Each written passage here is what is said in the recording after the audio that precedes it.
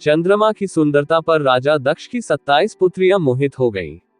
वे सभी चंद्रमा से विवाह करना चाहती थी।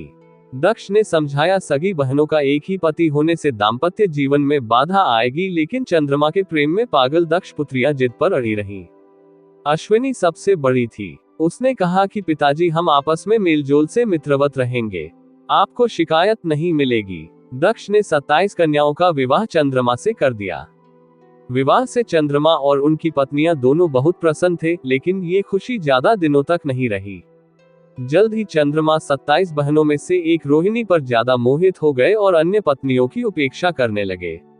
ये बात दक्ष को पता चली और उन्होंने चंद्रमा को समझाया। कुछ दिनों तक तो चंद्रमा ठीक रहे, लेकिन जल्द ही वापस रोहिणी पर उनकी आसक्ति पहले से भी ज्यादा तेज हो गई। अन्य पुत्रियों के विलाप से दुखी दक्ष ने फिर चंद्रमा से बात की, लेकिन उन्होंने इसे अपना निजी मामला बताकर दक्ष का अपमान कर दिया। दक्ष प्रजापति थे, कोई देवता भी उनका अनादर नहीं करता था। क्रोधित होकर उन्होंने चंद्रमा को शाप दिया कि तुम क्षय रोग के मरीज हो जाओ। दक्ष के शाप से चंद्रमा क्षय रोग से ग्रस्त होकर धूमिल हो गए। उनकी चमक समाप्त हो गई। पृथ्वी की गति बिगड़ने लगी। परेशान ऋषि मुनि और देवता भगवान ब्रह्मा की शरण में गए। ब्रह्मा दक्ष के पिता थे, लेकिन दक्ष के शाप को समाप्त कर पाना उनके वश में नहीं था। उन्होंने देवताओं को शिव जी की शरण में जाने का सुझाव दिया। ब्रह्मा ने कहा, चंद्रदेव भगवान शिव को तप से प्रसन्न करे। दक्ष पर उनके अलावा किसी का वश नहीं चल सकता। ब्रह्मा की सलाह पर चंद्रमा ने शिवलिंग बनाकर घोर तप आरंभ किया। महादेव प्रसन्न हुए और चंद्रमा से वरदान मांगने को कहा। चंद्रमा ने शिवजी से अपने सभी पापों के लिए क्षमा मांगते हुए क्षय रोग से मुक्ति का वरदान मांगा।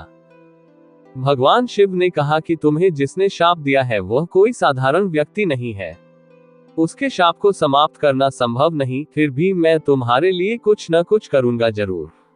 शिवजी बोले, एक माह में जो 2 पक्ष होते हैं, उसमें से एक पक्ष में तुम मेरे वरदान से निखरते जाओगे, लेकिन दक्ष के शाप के प्रभाव से दूसरे पक्ष में क्षीण होते जाओगे।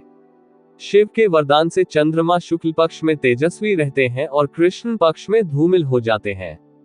चंद्रमा की स्तुति से महादेव जिस स्थान पर निराकार से साकार हो गए थे, उस स्थान की देवों ने पूजा की और वह स्थान सोमनाथ के नाम से विख्यात हुआ।